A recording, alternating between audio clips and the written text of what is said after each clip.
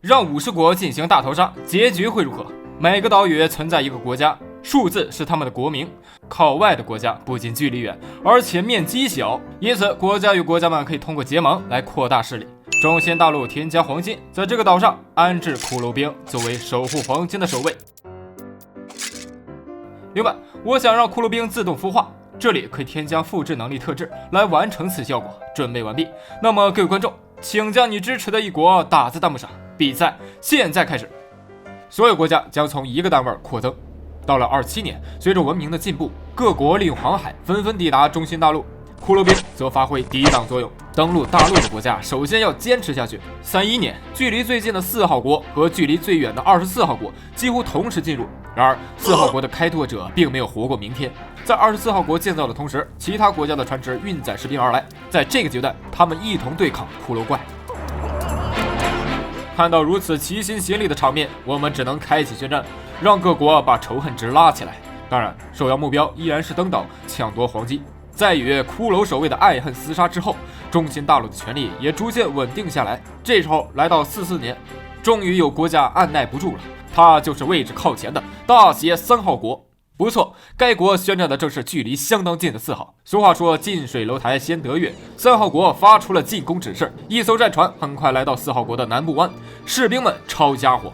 46年，由于4号国在前期没有足够的军队，3号国的突击非常顺利，一举占领了4号国领土，兵力瞬间扩大1倍。这时我们来查看一下，到底是哪些国家进入了中心大陆。他们分别是9号、10号、24号、25号、50号、42号、43号、46号，以及刚刚登陆的7号国，总共9个国家。也就是那一刻，世界也形成了2大流派，一个是拒绝合作、独享独赢的个体派，一个是寻找联盟、发展合作机会的联盟派。其中首当其冲的就是22号与26号，他们组建了本期的第一个联盟。虽然相隔万里，但是他们坚信只有合作贸易才能走到最后。很快，一条震惊世界的消息迎面而来。就在9大长老准备向中心再进一步的时候，不起眼的48号国突然插入其中。放大一看，没有其他队伍，占领者竟然只有1名。这下最先进入的9大长老国很快遭到全世界的嘲笑。26号联盟继续增加一员猛将，大写伊斯国加入了该联盟。此后，所有联盟将以这种形式命名。随着该联盟的成员数增加，他们果断地宣战了掌控中心大陆的46号国。同样的，其他国家也陆续开战了。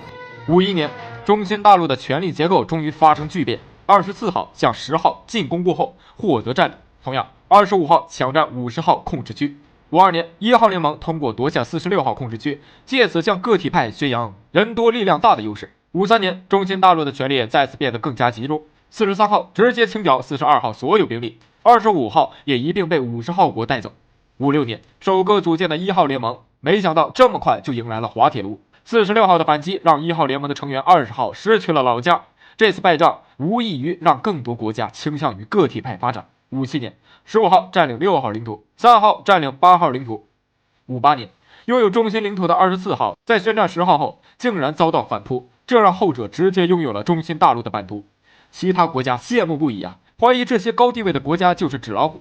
于是19号国剑指中心领土的43号国。到了59年，一蹶不振的联盟派迎来了曙光，第二支联盟也终于诞生了，那就是16号和30号组建的16号联盟。同年，21号吞并20号国，1号联盟打响反击，将46号领土完全占领，48号占领43号主城，迫使后者将主城向北迁移。仔细一看，堂堂拥有中心领土的43号也不过如此。然而世事难料，43号突然的一次反击，直接占领了48号的黄金位。48号当场傻眼，成吨的黄金现在全是别人的了。进攻者被反噬的情况常有，比如这31号作为进攻方，因误算了对方的兵力，让29号的士兵轻松反攻到自己的主城。经此一战，29号感受到了独吞的快乐，思想也更加倾向个体派。毕竟作为联盟派，哪怕处于优势，占领多少也是概率问题，而个体派则没有这方面担忧。除了这些，一个小国成为多国的集中目标也是有可能的。66年，多条进攻线共同指向了一处，这44号就不幸沦为了目标。此时，距离更近者则占据了极大的优势。67年，在43号获得中兴黄金位后，同样具有匹敌实力的50号向其宣战。而作为对抗43号的最初挑战者19号，却忽视了附近的凶险。个体派9号国决定实现3点连一线的场面。69年，9号国实现了目标，3点占领完成。看到个体派如此气势，联盟派不甘落后。到了72年，1号联盟的成员数就发展到了4位，深刻贯彻众人拾柴火焰高。70年，至今没有战绩的小国认清了现实，要想再往前走，个体派的理念已经行不通了。很快，35号与36号组建联盟。71年，个体派实力排名公布，10号目前占据榜首，该国拥有中心领土，且正在被21号国所进攻。为了防止43号国的黄金霸权，50号国的大军奋力进攻，试图抓住突破点，让43号权力崩塌。75年，3号国的光辉已经不复存在。随着1号联盟的宣战，更多的国家加入了瓜分队伍。同时，50号非但没有实现扼杀43号的目标，反倒让后者进一步扩大，自己则葬送于此。77年，3号国刷新了被多国合攻的记录，1号联盟带动其他4个国家践行着瓜分共享的途径。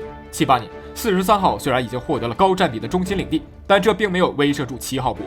作为个体派的首席布道者，7号将不介入合攻，挑战43号的地位。80年，3号国战败后，其他国家发出了赞同，因为合攻的国家的确跟着1号联盟有所收获，尽管没有独吞的爽感，但这也不失为小国翻身的机会啊。而身为反对者的29号则对此鄙视，高风险高回报，这才是浪漫的打法。83年。被各国冠以英雄之绩对抗43号的7号国，并没有将这个走势维持下去。43号常年开采的黄金为国力提供丰厚的回报，只需一波反击，7号的胜利将烟消云散。84年，联盟排名公布，当前元老1号联盟处于榜首位置，而43号则通过反击让7号的排名下滑至第2位。通过占比观察，联盟派的地位正在逐渐上升。34号与27号组建联盟，而作为个体派的首席力量，43号国在中新大陆的领土再次扩大。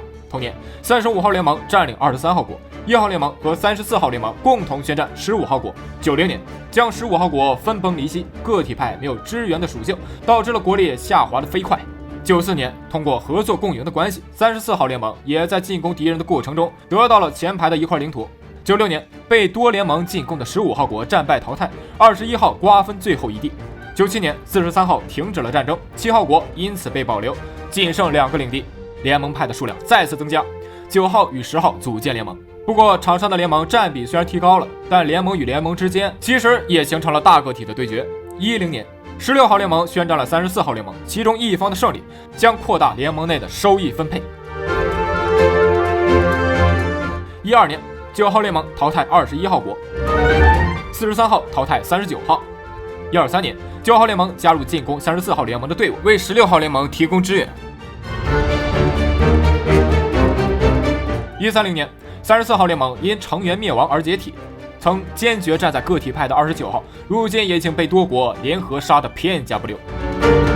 此时只有一个国家可以作为独享者肆意妄为，那就是43号。该国至今没有宣战任何一个联盟，而是以点对点的方式逐步扩大领地。直到150年，联盟派的内部战争依然没有平息，1号联盟宣战了9号联盟，在这方面，联盟之间也决出个独享胜利的结果。165年，1号联盟的攻占数增加，35号联盟消灭41号，间接助力不久让9号联盟额外抢占一块领地。但是好坏参半，43号因此终于有所回应，宣战了9号联盟。事情很明显，9号联盟最终被43号和1号联盟瓜分淘汰。等一下，瓜分，43号违背了自己的原则，选择了一个已经被进攻的国家，这些一来导致其他所有国家组建了一个9国联盟，彻底与43号进行对立。180年，43号国宣战9国联盟，结果如何？让我们进入终局一战。